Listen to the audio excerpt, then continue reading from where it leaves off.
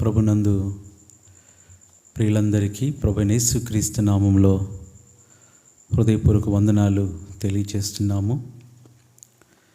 ఈ దినాన దేశంలో పలు ప్రాంతాలలో ఎన్నో భయంకరమైన వరదలు, ప్రజలు బయటికి రాలేకపోతున్నారు.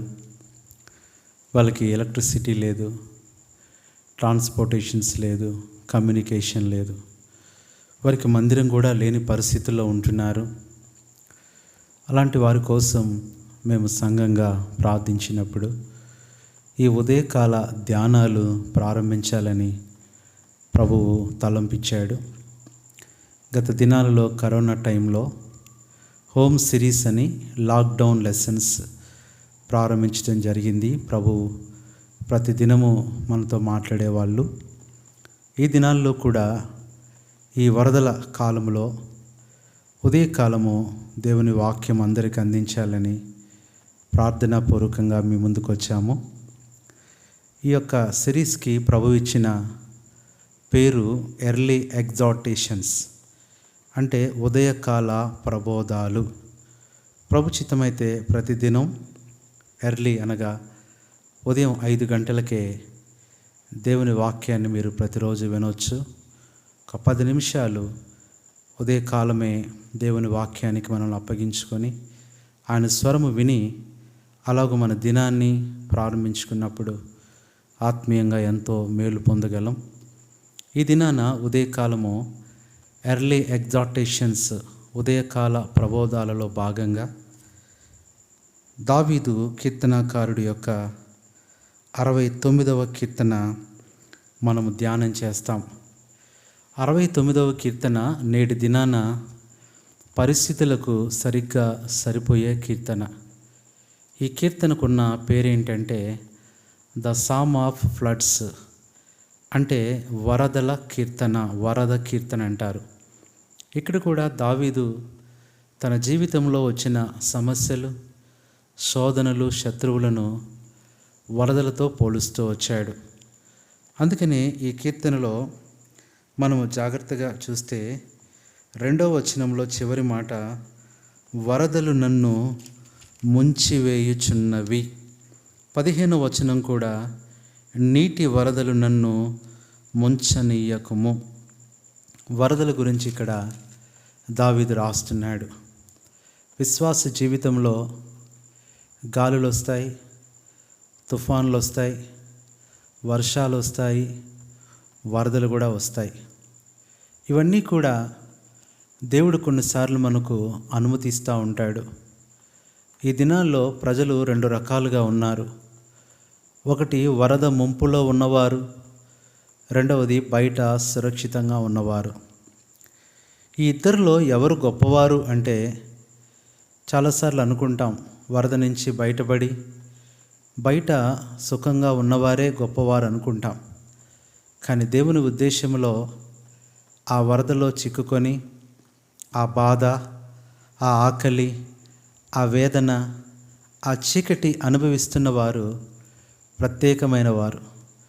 నువ్వు కూడా ఈ దినాన ఇలాంటి పరిస్థితుల్లో ఉండి ఆ వరదలో చిక్కుకొని బయటికి రాలేక లోకముతో సంబంధాలు అన్నీ కూడా తెగిపోయి ఒంటరిగా బిక్కుపిక్కుమంటూ జీవిస్తూ ఇది ఒకవేళ నాకు శాపమేమో, ఇది నాకు శిక్షేమో అనుకుంటున్నావేమో.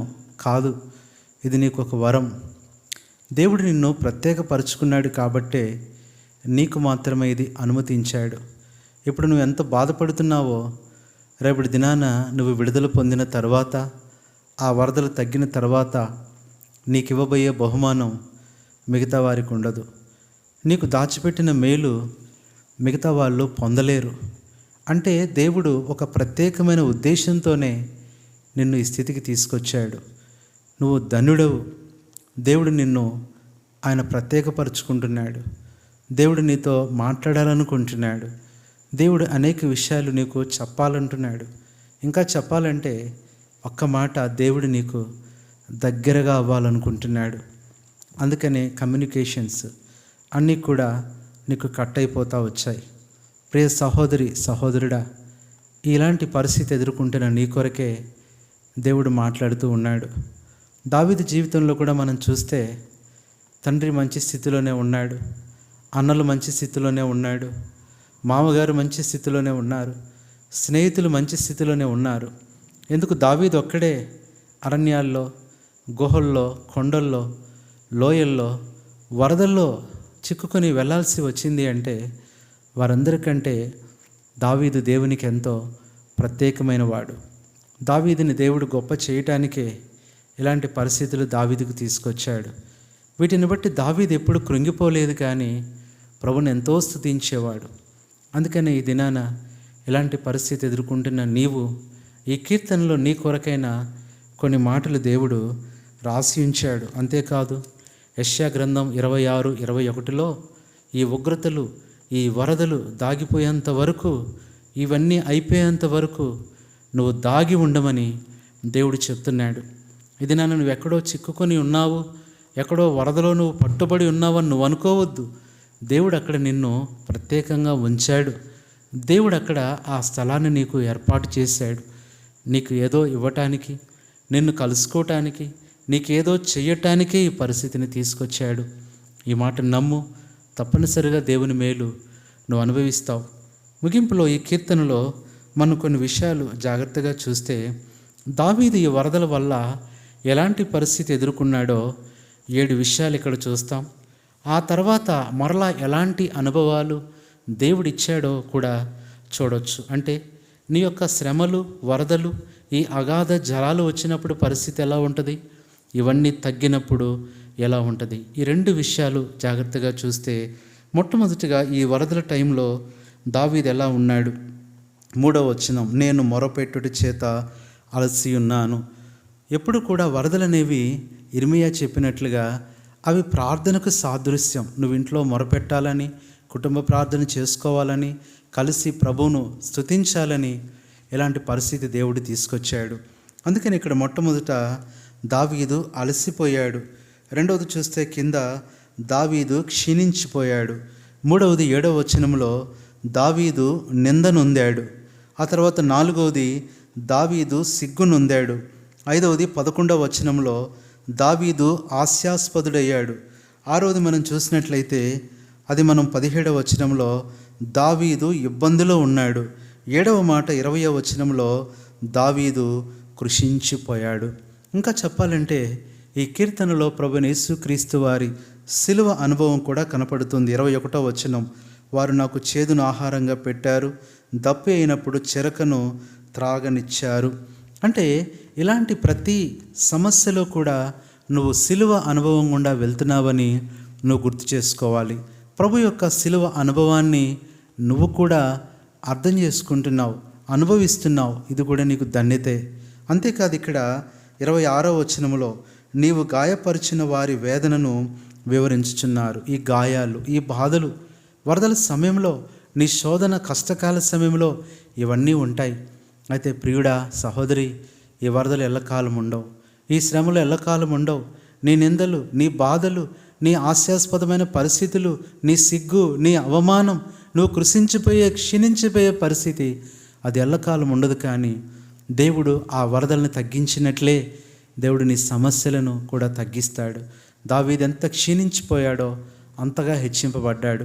కాబట్టి ముగింపులో ఒక మాట చూస్తే ఈ వరదలు అయిపోయిన తర్వాత ఎలాంటి అనుభవాన్ని దావీదుకి దేవుడు ఇచ్చాడంటే అది ఇదే కీర్తన 69వ కీర్తన చివరికి వస్తే సముద్రములను 34వ వచనం, వాటి యందు సంచరించు. మొట్టమొదట సంచరించేవాడిగా చేశాడు. ఎక్కడో వరదలో చిక్కుకొని, ఎక్కడో అగాధములో ఉన్న దావీదు ఇక్కడ సంచరించేవాడుగా ఉన్నాడు. ఈ దినాన్ని ఎక్కడో నువ్వు ఉన్నావు, రేపటి దినాన్ని దేవునితో సంచరిస్తావు, దేవుని ప్రజలతో సంచరిస్తావు, పరిశుద్ధులతో సంచరిస్తావు. నువ్వు ఒంటరిగా చిక్కుబడి ఉండవు, దేవుడితో, దేవుని ప్రజలతో సంచరిస్తావు. రెండవది మనం చూసినట్లయితే సమస్తమును ఆయనను స్తుతించును. రెండవది నువ్వు స్తుతించేటట్లుగా చేస్తాడు. మూడవది 35వ వచనం, దేవుడు సియోనును రక్షించును. సియోను అనగా నువ్వే. దేవుడు నిన్ను రక్షిస్తాడు, ఈ పరిస్థితులన్నిటి నుంచి రక్షిస్తాడు. నువ్వు పొందిన ఈ బాధలకు, వేదనలకు, కష్టాలకు, అవమానాలకు అన్నిటికీ ప్రతిఫలం నీకు ఇస్తాడు. 4వది చూస్తే యోధా పట్టణములను కట్టించును. ఇది నాన్న ఈ వరదల్లో, ఈ బాధల్లో ఏమైతే పోగొట్టుకున్నావో, ఏ పరిస్థితి అయితే నువ్వు కలిగి ఉన్నావో పోగొట్టుకున్నవన్నీ మరలా నీకు ఆయన కట్టించి ఇచ్చేవాడుగా ఉంటున్నాడు. ఇది మనం మూడవదిగా చూస్తాం. ఆయన నాలుగవది సంచరించే అనుభవం, స్తుతించే అనుభవం, రక్షించే అనుభవం, కట్టించే అనుభవం. అంతేకాదు 35వ వచనంలో అది వారి వశమగును. ఏది పోగొట్టుకున్నావో మరలా దాన్ని నీకు దేవుడు వశం చేస్తాడు. ఆరవది మనం చూసినట్లయితే స్వతంత్రించుకొనును. నువ్వు స్వతంత్రించుకునేటట్లుగా దేవుడు చేస్తాడు. ఇది ఎంత గొప్ప అనుభవం. అంతేనా అంటే 7వది చివరి మాట, అందులో నివసించేదారు. నువ్వు నివసిస్తావు. ఈరోజు కష్టాల్లో నివసించవచ్చు, బాధలో ఉండొచ్చు, ఎక్కడో బిక్కుబిక్కుమంటూ వరదలో నువ్వు చిక్కుకొని ఉండొచ్చు. ఒక దినాన ఉన్నతమైన స్థలంలో, ఉన్నతమైన రమ్యమైన ప్రదేశంలో, ఒక గొప్ప ప్రదేశంలో, అందరికంటే ఎత్తుగా, అందరికంటే ఉన్నతంగా దేవుడు నిన్ను నివసింపచేస్తాడు. కాబట్టి ఈ బాధలు చూసి, ఈ వేదనలు చూసి, ఈ యొక్క పేదరికం చూసి, ఈ యొక్క నష్టం చూసి, నీ చుట్టూ ఉన్న జలాలు, ప్రళయాలు, బాధలు చూసి బాధపడొద్దు. దేవుడు నీకు ఇవన్నీ దాచిపెట్టే అవన్నీ తీసుకొస్తున్నాడు. 69వ కీర్తన నీ కొరకు రాసిందే. దావీదు ఎలాంటి వరదల్లో కృషించిపోయాడో ఆ తర్వాత అంతగా దేవుడు ఆయన్ని హెచ్చిస్తూ వచ్చాడు. నిన్ను కూడా హెచ్చిస్తాడు, ఆదరిస్తాడు, దుఃఖంలంతా తీసివేస్తాడు, నీకు సంతోషాన్ని ఇస్తాడు. ఎంత కృంగిపోయావో అంత లేవనెత్తుతాడు. ఇదే నన్ను దేవుని మాట నమ్ము, ప్రభు నీకు సహాయం చేస్తాడు. నీ కొరకై ప్రార్థన చేస్తాం. దేవుడు నీ కొరకు నూతనమైన జీవితము మరలా దగ్గరలో ఉంది. You are going to have a new chapter. అది తప్పనిసరిగా జరుగుతుంది. ప్రభు అలాగూ నీకు సహాయం చేయాలని నీ కొరకే ప్రార్థన చేస్తాం. పరిశుద్ధుడైన తండ్రి, యేసు ప్రభు నామంలో వందనాలు. ఈ ఉదయకాలం ప్రభువా, మరి ఈ దినం నుంచి ప్రభువా, మరి ఉదయకాలము అనగా ఎర్లీ ఎగ్జార్టేషన్స్, ఉదయకాల ప్రబోధాలు ప్రతిదినం ఉదయం 5 గంటలకి ప్రారంభించడానికి కృప చూపారు. ఈ వరదల్లో, బాధల్లో, ప్రకృతి వైపరీత్యాల్లో, కలవరాల్లో ఉంటున్న ప్రజలందరూ నీ మాటలు ప్రతిదినము విని అలాగూ ఆదరించబడటానికి సహాయం చేయమని, దావీదు వలె వరదల్లో ముంచివేయబడిన వారి కుటుంబాలు, వారి వస్తువులు, వారి సమస్తమును కూడా మరలా తిరిగి స్వతంత్రించుకుంటారు.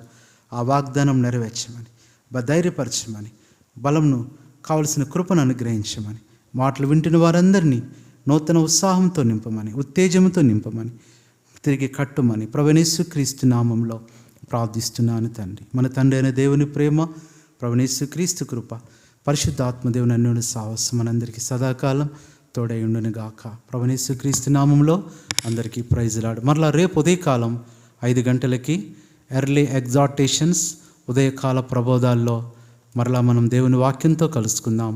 అందరికీ వందనాలు. Praise lord.